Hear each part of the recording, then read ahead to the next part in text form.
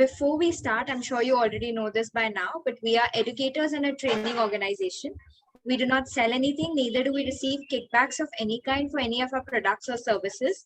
All our sessions are recorded, and if you want a link of the recording, you can email us by writing to help@getsetup.io. The chat is available. You can put any of your questions there. Just make sure that while Bhavani ma'am is speaking, we'll let her complete her talk, and then at the end, okay, and then at the end, we'll take the questions. About Get Set Up, our mission is to create economic opportunity for older adults and help them learn tools and skills needed to stay connected and live a healthy life. We have classes across a variety of topics, and if you go onto our website, which is getsetup.in, I'm sure you'll find a lot of classes that you can choose from. If you know anyone in your organization, friends and family who you think would benefit from these classes, please spread the word around. It would be great if you could get new people on board. Also, if you have any new ideas for classes, let us know that as well. You can put it in the chat box, or you can write to siddharth@getsetup.io. This is a feedback form that you will receive at the end of the session. Please do provide your feedback so we know what we can do to improve ourselves better. Also, yeah, again, just like before we begin with the session, we'll just let Bhavani ma'am complete her talk, and then we'll start the Q&A session. So for now, just put all your questions in the chat box, and we'll make sure all of them are answered at the end of the session. Thank you. So good afternoon, everyone.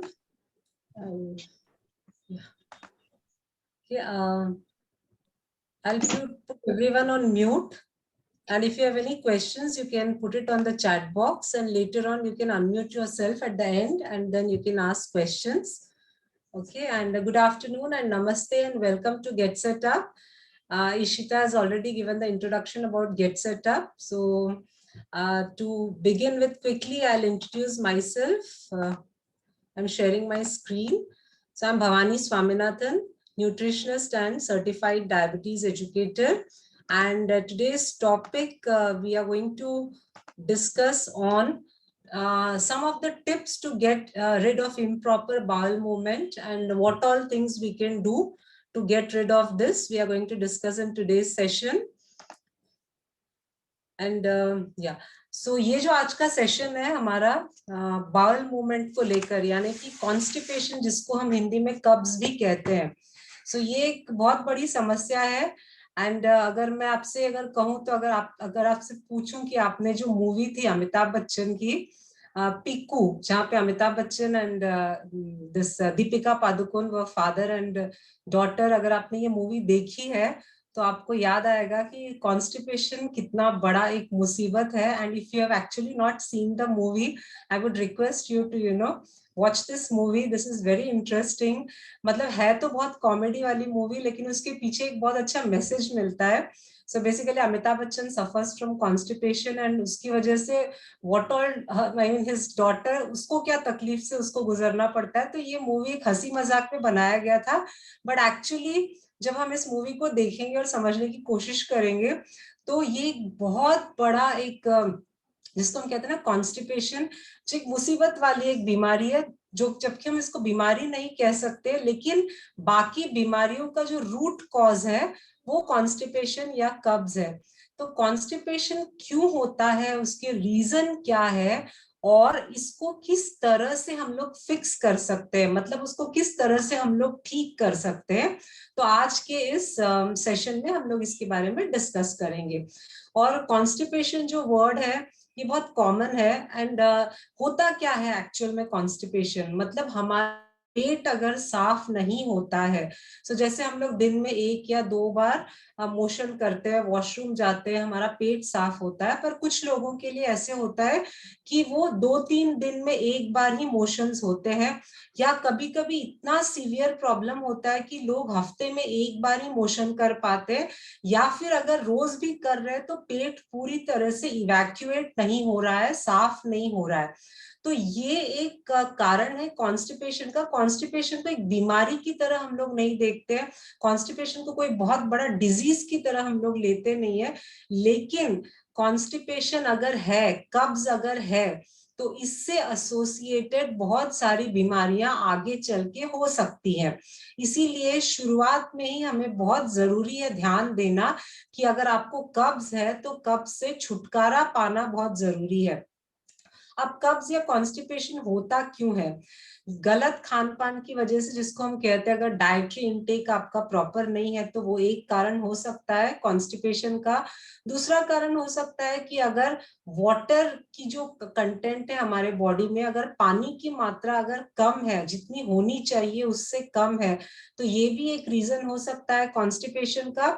और तीसरा कारण ये होता है कि diet में अगर fibre content कम है, लो है, तो वो भी कॉन्स्टिपेशन का एक कारण बन जाता है।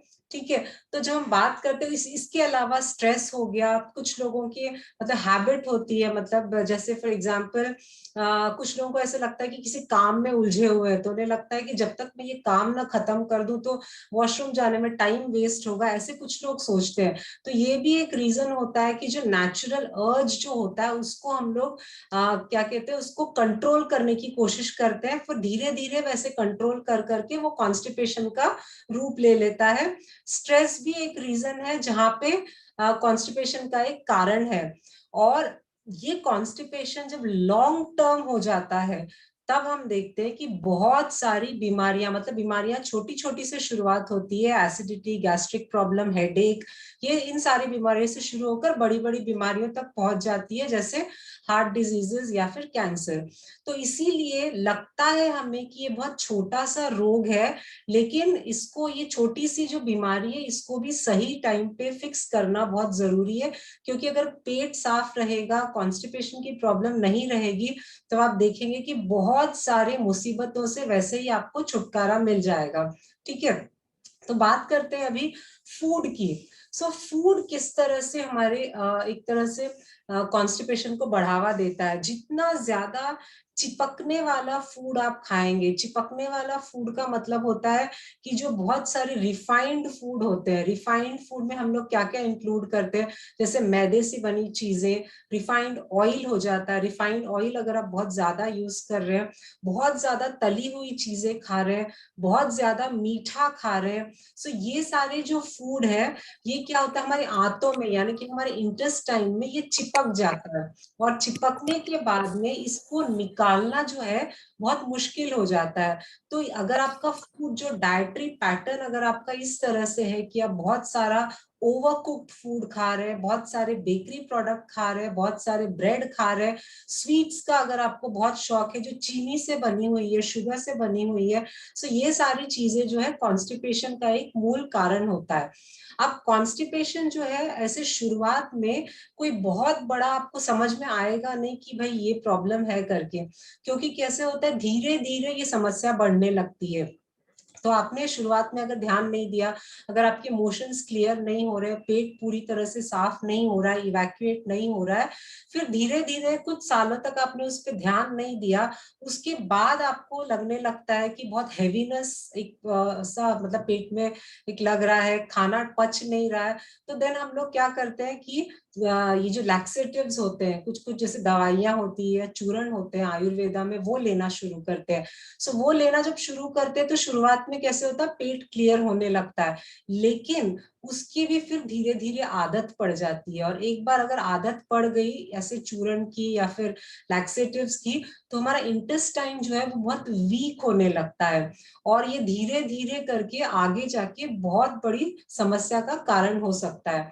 इसीलिए हमेशा आपको याद रखना है कि कॉन्स्टिपेशन जो कब्ज है, शुरुआत में ही इस पे ध्यान दे करके इसको थोड़ा सा फिक्स करके हम किस तरह से ठीक करें, इसके बारे में सोचना बहुत जरूरी है। तो सबसे पहले शुरुआत करते हैं फूड से। तो कौन कौन से फूड हमें खाने चाहिए? तो फूड में आप जितना ज्यादा फाइबर वाली फूड लेते हैं, जितना कम आप रिफाइंड फूड लेते हैं, तो उतना ज्यादा पेट के लिए अच्छा होगा। अब एक छोटा सा मैं आपको एक एग्जांपल देती हूँ। ठीक है, जैसे हम लोग का जो किचन का ये होता है, जो वॉश बेसिन, जो सिंक होता है किचन में जहाँ पे हम लोग बर्तन घसते हैं, ठीक है, अब वहां पे कचरा जमा होने लगता है। अगर जो मेड ने ठीक से अगर साफ नहीं किया तो कचरा वहां पे जमने लगता है। अगर बहुत ज्यादा कचरा जम गया तो आप देखिए कि पानी जो है वाटर लॉगिंग हो जाता है वहां पे। तो हम क्या करते हैं, उसको अच्छे से दबा के कचरा निकालने की कोशिश करते हैं, फिर उसमें थोड़ा सा ड्रेनेक्स डाल देते हैं और रात भर रखते हैं, तो मॉर्निंग में वो थोड़ा क्लियर हो जाता है। अब इसी तरह से अगर हम अपने पेट को समझें, ओके, हम जो भी फूड खाते हैं वो फूड क्या होता है, अंदर जाके उसको स्टमक में पहुंच के फिर वो धीरे धीरे स्मॉल इंटेस्टाइन से फिर लार्ज इंटेस्टाइन जाके फिर जो अनडाइजेस्टेड फूड है उसको बाहर फेंकने की एक प्रक्रिया होती है। ओके, सो ये पूरा जो प्रोसेस होता है इसको कुछ मिनिमम नंबर ऑफ आवर्स लगते हैं, कुछ घंटे लगते हैं। तो होता क्या है कि जब हम कोई भी चीज खाते हैं तो वो खाना जो है कुछ कुछ घंटे उसको पचने के लिए लगते हैं। जैसे फॉर एग्जाम्पल अगर हम फ्रूट्स लेते हैं, तो आप कोई भी फ्रूट अगर खाएंगे तो आप एक रफली पकड़ के चलिए कि 2 से ढाई घंटे या मैक्सिमम 3 घंटे उसको डाइजेस्ट करने में टाइम लगता है। जब हम सब्जियों की बात करते हैं, जो पकी हुई सब्जी, कच्ची सब्जियां नहीं, जिसको हम पका के तेल में जो सब्जियां बना के खाते हैं, अब इन सब्जियों को कम से कम 5 से 6 घंटे का टाइम लगता है पचने के लिए। बात जब करें हम लोग चावल, दाल, रोटी, ये सारे जो सीरियल्स एंड पल्सेस है, जो ग्रेन्स एंड पल्सेस है, तो इन्हें पचने के लिए कम से कम 8 से 10 घंटे की जरूरत होती है। अब होता क्या है कि हम लोग जो खाना खाते हैं, बिकॉज एक तरह से इसे कह लें कि एक बैड हैबिट एक फॉर्म हो गया हम लोगों का, कि continuously we keep on eating something.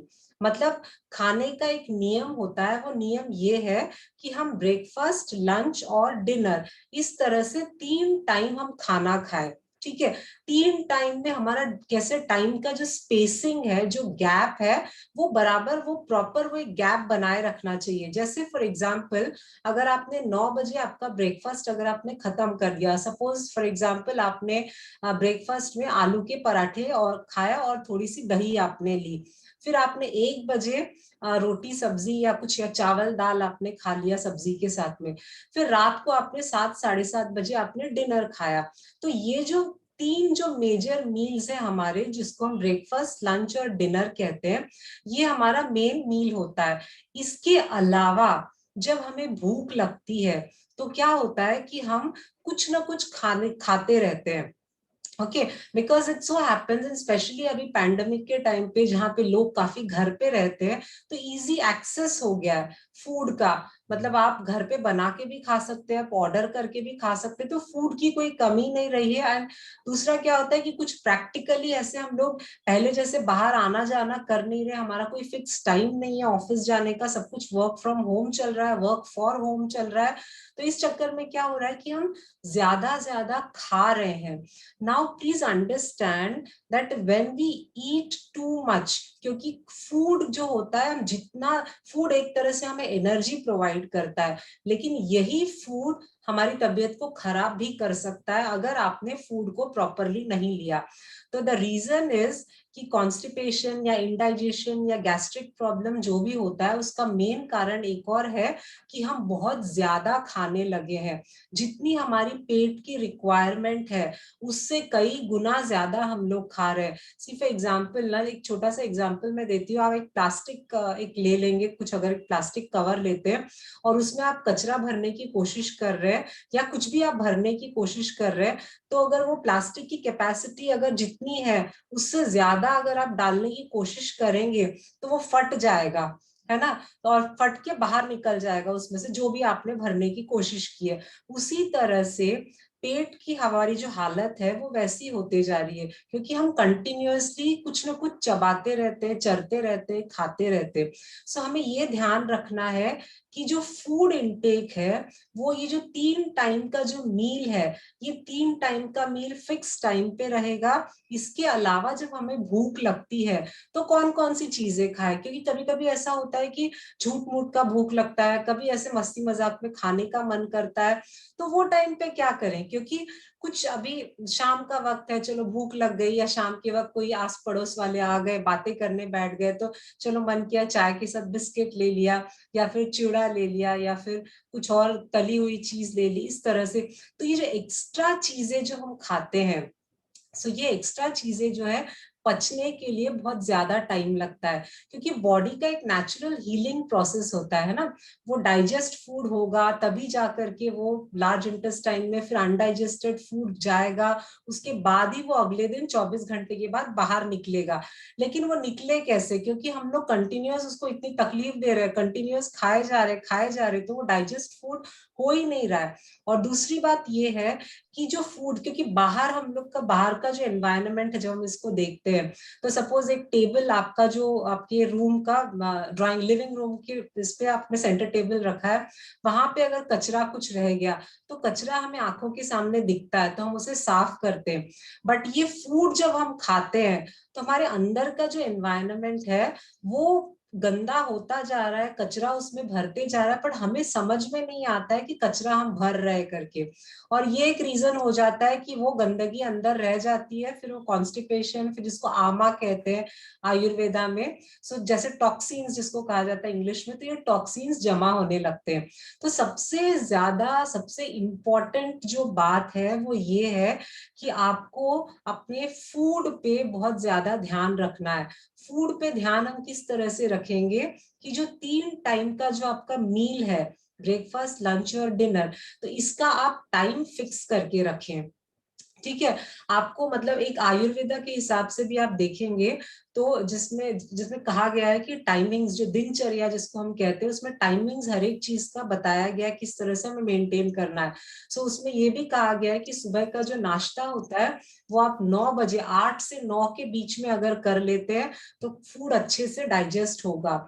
उसी तरह से अगर 1 बजे तक, अगर आपने 12 से 1 के बीच में अगर लंच कर लिया, तो वो टाइम पे हमारा पित्त जो है, डाइजेस्टिव फायर जो है, बहुत तेज चलता है, तो हमारा फूड अच्छे से डाइजेस्ट होगा। और शाम के वक्त जैसे वात बहुत बढ़ जाता है, तो 7 साढ़े 7 के अंदर हल्का सा आपने डिनर कर लिया तो आपका डाइजेशन अच्छा होगा। और इसके बीच में अगर कुछ खाने का मन अगर आपको करता है, तो क्या क्या चीजें आप खा सकते हैं?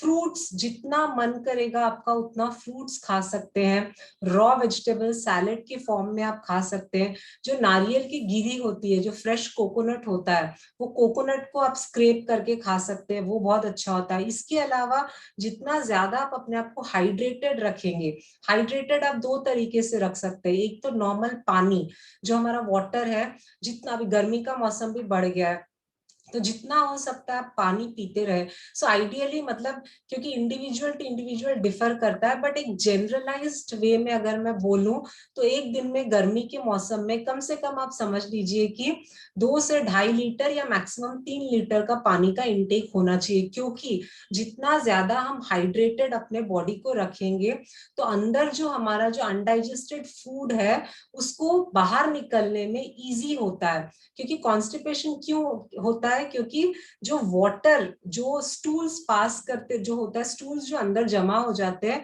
वो बहुत ड्राई होने लगते हैं। वो जैसे ही ड्राई होने लगते हैं, वो बाहर निकलने में तकलीफ देती है। और जैसे जैसे ये एक हैबिट बन जाता है कि भाई तकलीफ हो रही है स्टूल पास करने में, तो हम थोड़ा गैप दे देते हैं, 3-4 दिन का स्टूल्स नहीं पास करते हैं, तो धीरे धीरे ये आगे जाके पाइल्स या फिर फिशर जैसी बीमारियों में बदल जाता है, जहां पे स्टूल में बिल्कुल भी वाटर कंटेंट नहीं होता है, तो बाहर निकलने में बहुत तकलीफ होती है। सो ये एक लेटर स्टेज आता है, तो हमें उस स्टेज तक जाना ही नहीं है। हमें थ्रू डाइट और थोड़े बहुत एक्सरसाइजेस के जरिए इसको फिक्स करना है। तो डाइट में आप ज्यादा से ज्यादा वाटर इनटेक, मतलब नॉर्मल जो पानी है वो पानी पिए। दूसरी बात, पानी का जब पीते वक्त ये ध्यान रखिए कि रेफ्रिजरेटेड वाटर ना पिए, क्योंकि गर्मी का मौसम आ गया तो हमें लगता है ठंडा पानी पिएंगे तो ज्यादा अच्छा लगता है। सो आप ठंडा अगर पानी पीना शुरू करेंगे तो वो भी एक तरह से कॉन्स्टिपेशन बढ़ाता है। सो कोशिश करें कि नॉर्मल जो रूम टेम्परेचर का वाटर है वो पानी पिए। उसके बाद बाकी की जो चीजें, जैसे coconut water, tender coconut water, नारियल पानी आप दिन में 1-2 बार ले सकते हैं। जूस बना के आप आराम से पी सकते हैं, क्योंकि मैं हर हर बार बात करती हूँ जूस के बारे में। जो लोग रेगुलर पार्टिसिपेंट्स हैं इन्हें पता होगा, जूस को मैं बहुत एम्फसाइज करती हूँ। तो जितना ज्यादा आप जूस अपने डाइट में इंक्लूड करेंगे उतना फाइबर बढ़ेगा, जितना ज्यादा फाइबर बढ़ेगा स्टूल जो है वो इजीली पास होगा। तो इसके लिए जूस मतलब एवरीडे, एक्चुअली एवरीडे बेसिस पे जूस पीना बहुत अच्छी बात है। जूस में भी अब कौन सा जूस, ये भी अब मैंने बार बार मैं इसे रिपीट करते आ रही हूँ कि सफेद पेठे का जूस, मतलब अगर आपको किसी भी तरह की प्रॉब्लम है, वो चाहे कॉन्स्टिपेशन है या हेडेक है या स्किन की प्रॉब्लम है, कोई भी आपको समस्या है, आप टॉक्सिन्स जमा हो गए, आपका वेट बहुत ज्यादा बढ़ गया, क्योंकि क्या होता है टॉक्सिन्स जैसे जैसे जमा होने लगते हैं कॉन्स्टिपेशन बढ़ने लगता है, ये भी एक कारण होता है वेट बढ़ने का।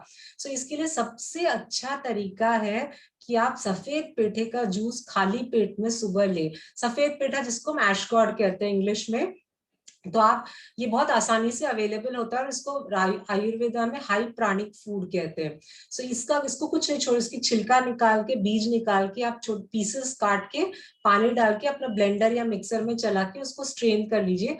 टेस्टलेस होता है लेकिन ये इतना ज्यादा इफेक्टिव होता है कि हमारी जो आंतें होती है, जो इंटेस्टाइन की जो हमारी लाइनिंग होती है, उसमें जितना भी पुराना कचरा जो चिपका हुआ है, वो सारा जो चिपका हुआ कचरा को ये हटाता है।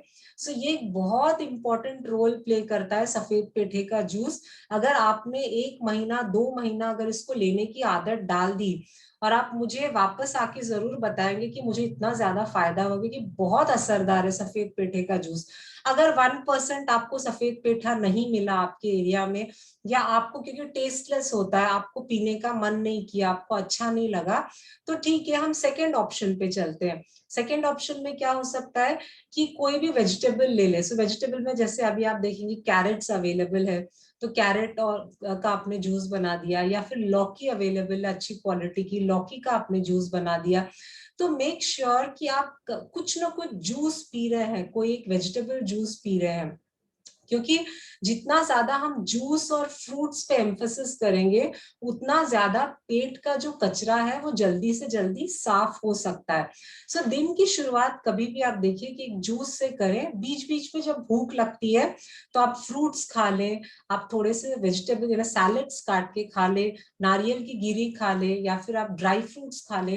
तो ये सारी चीजें आप खा सकते हैं, क्योंकि क्या होता है जिस तरह कुक्ड फूड जो होता है, जैसे मैंने आपको कहा कि फ्रूट को पचने में 2 से ढाई या मैक्सिमम 3 घंटे लगते हैं, सब्जी को, पकी हुई सब्जी को पचने में 5 से 6 घंटे लगते हैं, दाल चावल को पकने में उससे ज्यादा टाइम लगता है।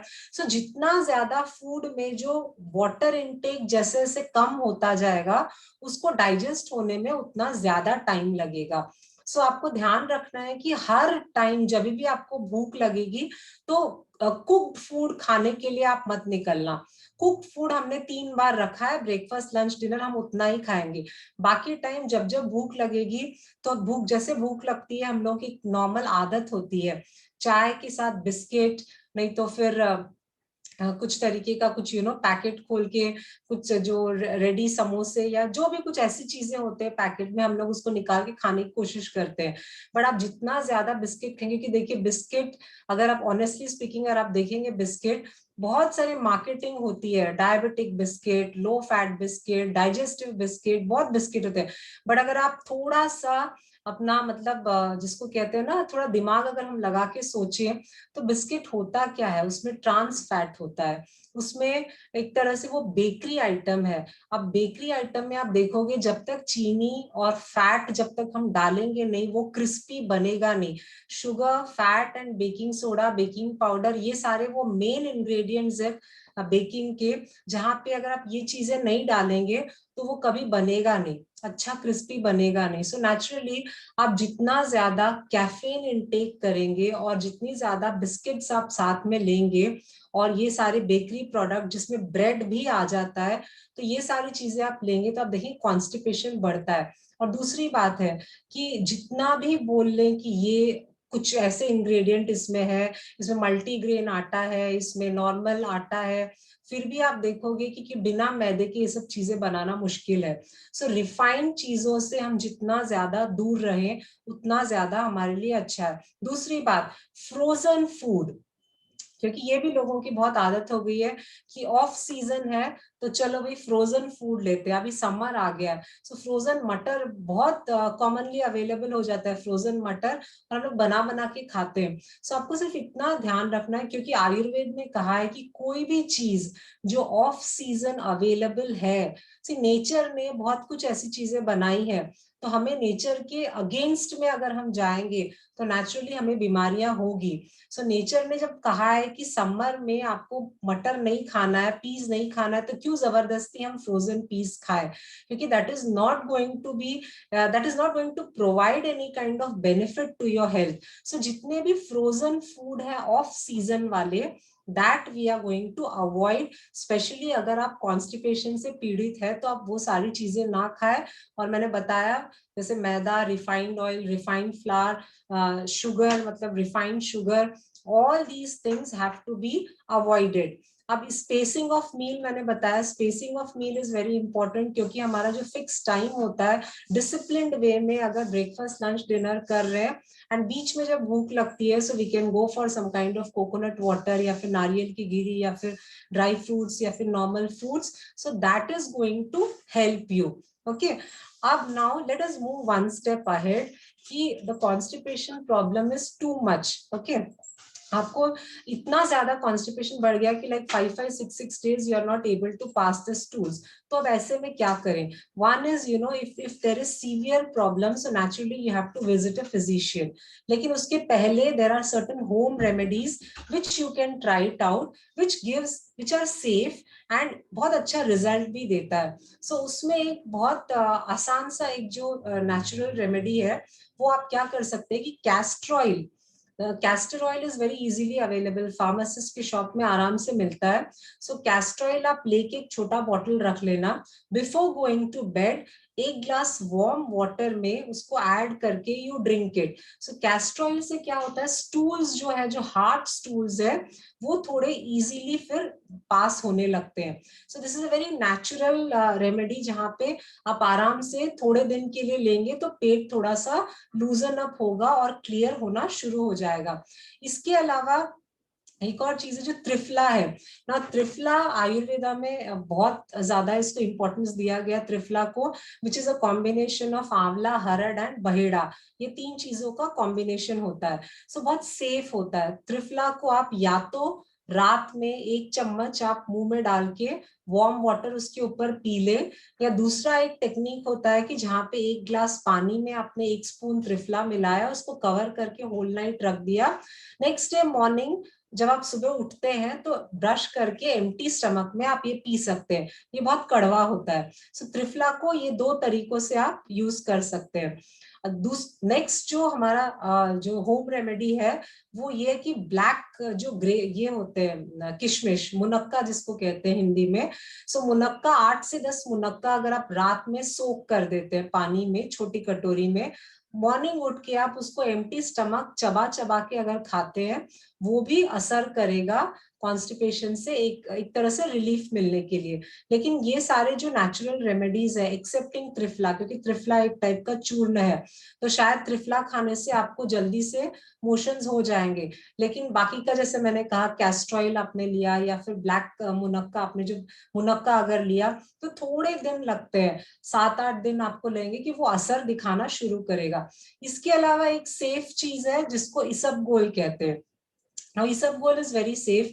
सो इसबगोल को हम क्या कर सकते हैं कि 1 चम्मच रात में warm water, 1 glass warm water में आपने डाल के 2-3 मिनट्स के लिए छोड़ दिया, तो वो अच्छी तरह से वो मिक्स होकर के वो एक भूसे की तरह, मतलब एक सेमी सॉलिड की तरह बन जाता है। उसको आप ले सकते हैं रात को सोने के पहले, तो ये भी एक तरह से हेल्प करता है पेट साफ करने के लिए।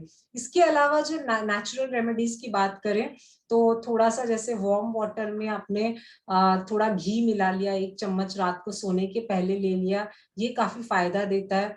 मॉर्निंग उठ के अगर आप ब्रेकफास्ट में कुक्ड ब्रेकफास्ट की जगह पे अगर आप 2 संतरे लेते हैं, ओके, कुछ दिनों के लिए कंटिन्यूअस, वो आपको काम आएगा, इसमें हेल्प करेगा कॉन्स्टिपेशन से छुटकारा पाने में। सुबह उठते ही एम्प्टी स्टमक अगर आप छिलके के साथ वाला एप्पल अगर खाते हैं, 2 एप्पल, उससे भी फायदा होता है। तो इस तरह से थोड़ा थोड़ा जो है हम होम रेमेडीज से अपने कॉन्स्टिपेशन को क्लियर कर सकते हैं। इसके बाद मैं बात करना चाहूंगी फास्टिंग के बारे में, पर उससे पहले Ishita, if there is any question, can you Yeah. So yeah, there are a couple of questions. We'll just first take the questions in the chat and then we'll start and we'll take live questions. So first, Marilyn ma'am wanted to know about ashwagandha and how it's to be taken. ashwagandha and how it is to be taken. See, ashwagandha is not specifically to clear constipation.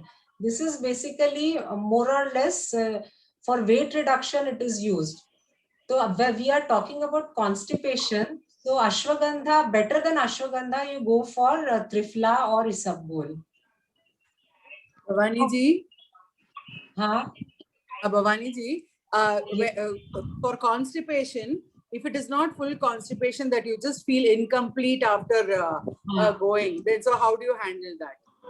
That is yes. For that, the best option is go for this munakka, black kishmish, soak it, black kishmish, soak it, and early morning you have this for some days.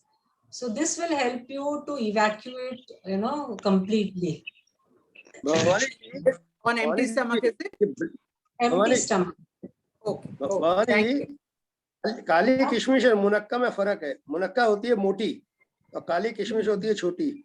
नहीं, जो बड़ी वाली जो काली काली होती है मुनक्का, वो वाला मैं कह रही हूँ। मुनक्का, हाँ, मुनक्का ब्राउन कलर में होती है पर मोटी होती है काफी। बीज होता है मोटा वाला, यस, मोटा वाला, हाँ, मुनक्का, हाँ, that's correct. Ishita, continue. Yeah, and Rupali ma'am wanted to know, do we take Ashgard juice on an empty stomach only, or can it be taken after breakfast as well? No. Ashgard juice has to be taken empty stomach only. Then only you will get to see the result. Yeah. Okay. And can we add salt in Ashgard juice? Better not to add anything. Just raw juice. Yeah. For Casteral lobe, tell again. I don't know. Huh? I don't know what that means. Just how much castor oil to put in 1 glass of warm water? One teaspoon. Okay. And how many Kali Manuka? So black manuka is something you can say 8 to 10 you can take. Soak and next morning you can have. Method of taking. Yeah. Okay. Okay. So I think these were the questions, right, Ishita? Yeah. For chronic constipation, what to do? Chronic constipation, if you are suffering from chronic constipation, in that case, it's very important that you visit a physician because he will be helping you with the medications.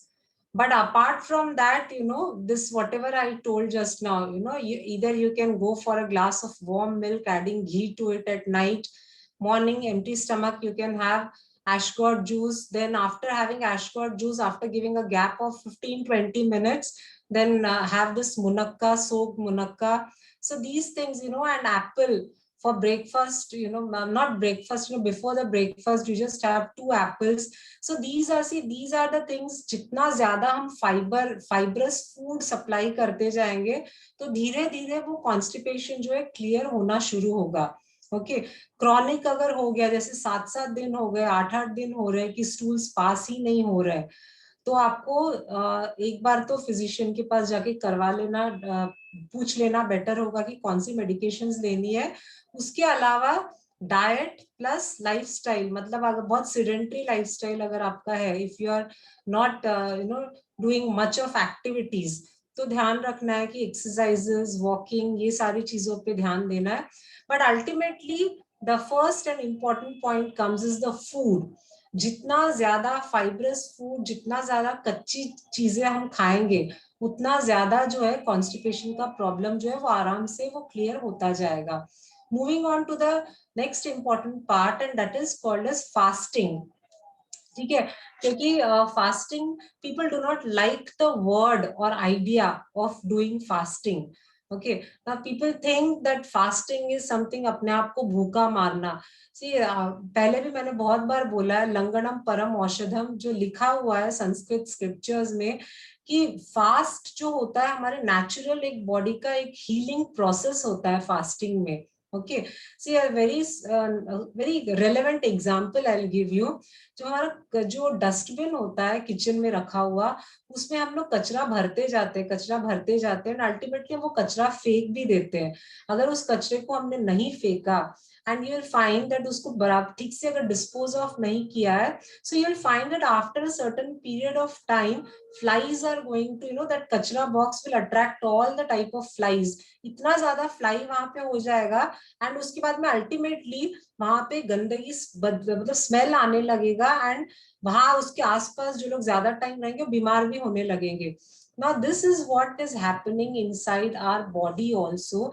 Just because we do not have any machine or we do not have any lens to see inside our body, we do not know कि ऐसा हो रहा है. जब बहुत gastric problem हो जाती है, एसिडिटी हो जाता है, इनडाइजेशन की वजह से बहुत पेट दुखने लगता है, तब हम रियलाइज करते हैं कि पेट में कुछ गड़बड़ है, तब तक ध्यान ही नहीं देते. And that's the reason I'm saying that continuously when we keep on eating, ज्यादा हम खाते अगर रहेंगे तो एक तरह से वो लोड हो जाता है स्टमक को, हमारे इंटेस्टाइन्स को. उतना अननेसेसरी लोड हमें नहीं देना है. And that's the reason it is always good that if we go for fasting. Now fasting doesn't mean कि पूरे दिन भूखे प्यासे बैठना है करके. You can, like अभी जो recent trend which is on intermittent fasting, ठीक है, which was already there in our culture. उसमें अगर हम देखेंगे तो हम actually fasting करते हैं. कैसे हम fasting करते हैं कि हम रात को अगर 8 बजे खाना हो जाता है तो नेक्स्ट डे मॉर्निंग हम अगर 9 बजे ब्रेकफास्ट करते हैं तो ऑटोमेटिकली 13 आवर्स का फास्टिंग हो जाता है. But the mistake which we do is we get up in the morning and we have chai and biscuit. So वो गड़बड़ा जाता है फास्टिंग में. So when you are doing fasting, it can range somewhere between 12 to 14 और 16 hours. सो अगर आपने 8 बजे dinner किया है, सो नेक्स्ट डे मॉर्निंग से आफ्टरनून में अगर 12 बजे आप डायरेक्टली लंच कर सकते हैं. नाउ द थिंग इज, आपको लगेगा इतना ज्यादा गैप, फिर सुबह उठ के हम लोग क्या खाए, भूख लगेगी. सो जब भूख लगती है सुबह उठ के, so that's the best time you provide your stomach with this kind of juice. आप जूस पी लेना, फ्रूट्स खा लेना, ड्राई फ्रूट्स खा लेना. Then you can directly jump to good lunch. Lunch के बाद में evening again you can go for this kind of things, again coconut water, this juice, smoothies and all. फिर आप डिनर कर सकते हो ना. मतलब सुनने में लगेगा कि अजीब सा कि what is this, we won't be able to eat anything. But the only thing is, अगर आपको फिर भी लग रहा है कि नहीं मुझे तो खाना बहुत जरूरी है 3-4 बार एक दिन में, so make sure that you are not continuously eating those things, like which is already cooked a lot, या फिर these kind of bakery products or all those things जहाँ पे water content कम हो. So make sure that at least some minimum hours, say 12 to 13 hours at least, you are doing this fasting, जो बहुत आसान है करना. रात में खाना खा लिया, सुबह 12 घंटे दोपहर को मतलब आफ्टरनून तक हम लोग रह सकते हैं. So this is one way of in the way you can take care of your constipation. And another important thing is when we eat food, concentrate on the food, okay, rather than watching television or phone. And secondly, consciously chew food, क्योंकि chewing बहुत important है. जितना अच्छी तरीके से हम chew करेंगे food को, वो क्योंकि ब्रेक डाउन होगा, कॉम्प्लेक्स जो कार्बोहाइड्रेट्स है वो सिंपल शुगर्स में ब्रेक डाउन होगा. जितने अच्छे से ब्रेक डाउन होगा उतने अच्छे से फूड डाइजेस्ट होगा. सो कॉन्शियसली, वो कहा जाता है ना 32 दांत है हमारे, तो 32 बार चबाओ खाने को. सो हम कॉन्शियसली जब चबाना शुरू करते हैं तो आप देखोगे मुश्किल से 4 या 5 बार हम चबाते हैं, उसके बाद वो अंदर चला जाता है गले से. So at least 15-20 times consciously you start chewing. तो धीरे धीरे chew करते करते digestion बहुत आसानी से हो जाता है. Okay, and some of the remedies which I already. Yeah, madam, I just wanted to ask, this type of fasting we can do it every day, or it is 2-3 days in a week, or you can do it every day? No, this is every day. This is every day. Okay. Yeah. So it will give a better result if you do every day. Okay. And there are few more things. Yes. मैं पूछ रहा था केला फायदा करता है constipation में या पपीता? आप दोनों भी फायदा करता है, क्योंकि केला ज्यादा असरदार है। हाँ, और पपीता भी, क्योंकि इसमें वैसे भी वाटर कंटेंट वाले फ्रूट है ये। अच्छा। हाँ, दोनों कहते हैं ना कॉन्स्टिपेशन हो जाता है केला खाने से। नहीं, कॉन्स्टिपेशन कब, जिनको लूज मोशन होता है उनको भी केला दिया जाता है, पर वो टेक्निक अलग होता है खाने का।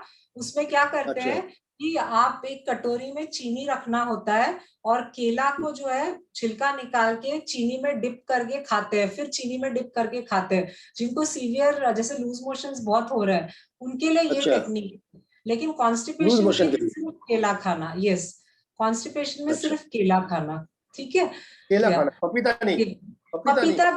पपीता भी आप कोई भी जो वाटरी फ्रूट है, सारे फ्रूट्स वाटर कंटेंट ज्यादा होते हैं, तो कोई भी फ्रूट आप खाएंगे उसमें बेस्ट केला और पपीता माना जाता है। ठीक है, तो रफेट ज्यादा होता है। Okay okay. एक चीज और रह गया था बताना कि जो हम चपातीज जो हम बनाते हैं, जो रोटियां बनाते हैं, सो वो आटे की रोटी बनती है। ठीक है, और वेजिटेबल अगर हम चपाती बना के खाना शुरू करें, सो इसमें क्या होगा, फाइबर जो कंटेंट है, रफेज का जो कंटेंट है वो बढ़ जाएगा। जैसे जब आप सपोज फॉर एग्जांपल अगर आप गाजर लेते हैं, तो गाजर को कट करके थोड़ा पानी ऐड करके आपने मिक्सी में पीस लिया तो एक पेस्ट बन गया। अब वो उस पेस्ट में सपोज 1 कटोरी पेस्ट आपका निकला है, उसमें आप जितना रिक्वायर्ड आटा रहेगा उतना आटा डाल के उसको गूंथ लेना है, मतलब एक्स्ट्रा वाटर नहीं ऐड करना है। सो व्हाट हैपेंस इज, अगर आप इस तरह की जब चपाती बनाते हैं, तो जैसे आइडियली अगर आप 2 चपाती खा रहे हैं तो आपके पेट में 1 चपाती जा रहा है। क्यों? उसका रीजन ये है कि आधा तो उसमें वो वेजिटेबल था, गाजर था। सो गाजर की जगह पे बहुत सारे बीटरूट का बना सकते हैं आप, उसमें फिर लौकी का बना सकते हैं, इवन सफेद पेठे का बना सकते हैं। तो इस तरह से जो वेजिटेबल चपाती होती है वो इंक्लूड करने लगेंगे डाइट में, तो एक तरह से रफेज बढ़ने लगता है। और दूसरी बात है, हरी सब्जियां जितना ज्यादा हम इंक्लूड करते हैं, जैसे स्पिनाच हो गया, मेथी हो गया, सो मेथी और पालक तो बहुत इंपॉर्टेंट है, तो बथुआ साग हो गया, ये सारी चीजें हम जितना ज्यादा डाइट में लेंगे तो उतना रफेज बढ़ता है। ओके, सो कोशिश इतनी हमें सिर्फ करनी है कि बहुत ज्यादा जो है मैदा या रिफाइंड फ्लावर, रिफाइंड ऑयल की तरफ नहीं जाना है, बहुत ज्यादा फ्राइड की तरफ नहीं जाना है, बहुत ज्यादा चीनी वाली चीजों की तरफ नहीं जाना है। तो कॉन्स्टिपेशन धीरे धीरे अपने आप क्लियर होने लगता है, क्योंकि कॉन्स्टिपेशन पे अगर आप ध्यान नहीं देंगे तो आगे चल के बहुत ज्यादा हेल्थ इश्यूज हो सकते हैं। And Alka Goyal ji, I can see your question, how do you fasting can repeat? Okay, you want me to repeat fasting? Okay, so fasting is something, minimum for 12 hours and maximum for 16 hours we can do. So for example, if 8 o'clock night you had your dinner, so next day till morning 8 a.m. it will be 12 hours. Okay, so if you are keeping yourself anyways, इतना तो आराम से हम लोग रह लेते हैं।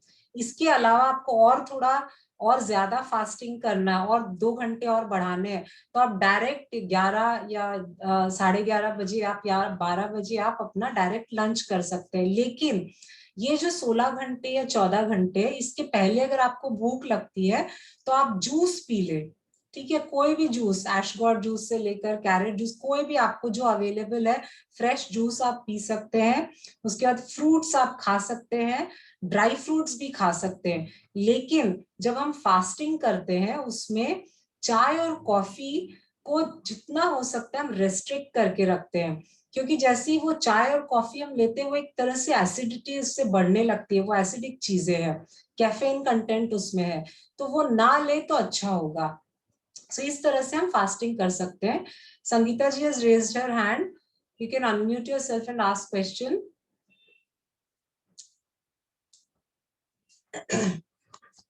Yes, Sangeeta ji, you want to ask some question? Ishita, is there any question left? Yeah, there were a couple of questions. First, for CKD patient, which is the best remedy for constipation? No, I didn't get the question. For CKD patient, What is the best remedy for constipation? Best remedy for constipation, these are all these things which I discussed just now, these are safe. So anything you can try. Okay. Okay, ma'am. Thank you. Thank you. Ma'am, eating wheat chapatis is good. See, wheat chapati, nowadays we are having only wheat chapati only. But the thing is, if we compare with the other chapatis, it can be bajra or ragi or jawar or whatever. So wheat is not that good compared to these. But in today's time, we can't, it's difficult. So wheat is easier, we go for wheat. That's the reason I said. And another thing is, if you get khapli wheat, now khapli wheat is gluten-free wheat, which is very rarely available and which is highly expensive. So that can be included. Otherwise, we do not have any other option rather than wheat. Bhavani ji. Yeah, Chandra ji. This chronic constipation, I just remembered my mom used to do this. The previous days, the soaked rice added with buttermilk, and she used to chop onions in it and add castor oil to it because she couldn't take castor oil separately. So, and she used to have one big glass of this, and her stomach used to get cleared like tsunami. Yeah. Okay. So yeah, that is because, you know, South Indians have this habit of having curd rice, so it will be a little bit easier for them. But the watery part, soaked rice, the watery part of it, she used to add castor oil and chopped onions. Finely chopped onions. Yeah, just to, you know, because castor oil gives a very dangerous taste. So that onion will subside the taste. So that can be done, yes. And instantly, you cannot have any other appointment then. Bhavani ji, poppy seed तो loose motion के लिए ली जाता है ना? Poppy seed for loose motion? हाँ? Bhavani ji, poppy seed? नहीं, खसखस जो होती है पॉपी सीड तो मैंने पिछले बार नींद के लिए कहा था। अच्छा, नहीं खसखस मतलब लूज मोशन के लिए ली जाती है ना? लूज मोशन के? नहीं, खसखस का मेन जो रीजन है वो नींद आने के लिए लेते हैं, उसे नींद अच्छी आती है। अच्छा, नींद आती है। So वंदना दूध में लेते हैं, दूध में छौंका लगा के। दूध में, या Vandana ji is asking this question, lemon juice ले सकते हैं क्या टी कॉफी की जगह? Yes, lemon juice is an excellent option. Instead of tea और coffee you can just squeeze lemon juice in a glass of warm water. आप चाहे तो उसमें हनी भी ऐड कर सकते हैं, that can be taken. And one more question, I can't see the name, please repeat method of taking castor oil. So castor oil, before going to bed, just 1 teaspoon of castor oil added to 1 glass of warm water, you can drink it. So next day, I mean the problem is resolved. Yeah. So ye do questions. Green tea is good or bad? Green tea? See, I won't be I mean saying good or bad. I mean the thing is, I mean there are too many green teas available in the market, and every tea is suggesting, you know, depending on their brand. But the thing is, okay, like, you know, we can't call it as bad, but chalega, aap le sakte hain, that kind of thing. Okay. So, but rather I would suggest, you know, instead of buying those green tea, we can make our own decoction, or we can make our own herbal tea by adding ginger and, you know, black pepper powder and haldi powder and gur and all these things, तो बन जाता है. So that's only, but ये है कि office गोयर्स को easy लगता है, उसको गर्म पानी में डिप करके पी लिया, हो जाएगा करके. Yeah. Rupali ji is asking, black tea with lemon can be taken the first thing in the morning without sugar. Will it be good? Now see, ये भी अपना अपना सोचने का तरीका होता है कि चाय में दूध नहीं मिलाया, चीनी नहीं मिलाया, black tea या black coffee ले लिया. But the thing is, if you are suffering from constipation and if you are really looking for some kind of remedy, so at least for a month, do not go near the tea, whether it be chini wala tea or दूध wala tea or without milk wala tea. It hardly matters. तो खाली आप नींबू juice warm water में डाल के P सकते हैं, हैशगॉड का जूस पी सकते हैं, गाजर का जूस पी सकते हैं, संतरे का जूस पी सकते हैं, ये सारी चीजें आप ले सकते हैं। सो कम से कम 1 महीने के लिए अगर वो चाय कॉफी हम अवॉइड करते हैं तो वो नेचुरली आपको डिफरेंस समझ में आएगा फिर। Okay, thank you. Yeah. So yeah, I think yeah, Ishita, can you just put the link of tomorrow's class? Tomorrow 3 o'clock we have class. Yeah. मैं पूछना चाहती हूँ आपसे कुछ। हाँ बोलिए। मैम मेरा ऐसे है कि सुबह में जाती हूँ तो स्टमक क्लियर तो हो जाता है, लेकिन फिर भी कुछ ना कुछ खाने के बाद मुझे सारा दिन ऐसे लगता रहता है कि मैं जाऊं स्टूल पास करूं, तो मतलब और टाइम भी मुझे ज्यादा लगता है, जैसे सुबह भी मुझे 20-25 मिनट लग जाते हैं स्टमक क्लियर होने में। हाँ, तो मतलब तो कहीं ना कहीं आपका पेट जो है वो साफ नहीं हो रहा है, तो देयर इज सम प्रॉब्लम, जो आपका पेट क्लियर नहीं हो रहा है। और ये जरूरी नहीं है कि अभी आज क्या खाया आपने या 2 दिन पहले आपने क्या खाया उसकी वजह से नहीं, ये बहुत पुराना प्रॉब्लम भी हो सकता है कि पेट आपका क्लियर नहीं हो रहा है। तो इसके लिए रीजन समझना पड़ेगा कि एक तो आपके डाइटरी पैटर्न क्या है, सेकेंडली आप किस टाइप का फूड ज्यादा खाते हैं, और आपकी जो फूड की जो स्पेसिंग है, टाइमिंग्स है, उसमें कितना अंतर आप रख रहे हैं, ये सारी चीजों को ध्यान में रखना होगा। फिर अगर आपको लगता है कि होम रेमेडीज से मैं ठीक कर सकती हूँ इसको, तो आप होम रेमेडीज थोड़े दिन ट्राई कर सकते हैं। अगर फिर भी आपको ये क्लियर नहीं हो रहा है ये प्रॉब्लम, तो better you just get once आप फिजिशियन के पास जाके एक बार दिखा सकते हैं, तो कुछ मेडिकेशन लेने से एटलीस्ट थोड़ा सा ये प्रॉब्लम सॉल्व होगा। ठीक है। And tomorrow's topic is diet to ease joint pain and arthritis at 3 p.m. Yes. Okay. Thank you. Yes.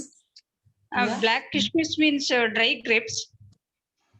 Dry, that yes, munakka, जो black वाला बड़ा जो आता है. Okay. Yeah. Thank you. And someone has asked this question. See. ज्योति शायद इन्होंने पूछा है कि okay, frequency of castor oil please. So frequency, like 1 week you can take this and then stop for a month. अगर ठीक होने लग रहा है तो आप स्टॉप कर देना, फिर आप ले सकते हैं जब आपको लग रहा है कि कॉन्स्टिपेशन रिपीट हो रहा है करके, you can have. Okay. Yeah. And Shireen has put up that senna leaves and sauf and jeera boil and drink is also good. So I would rather suggest that only sauf ka powder if you make.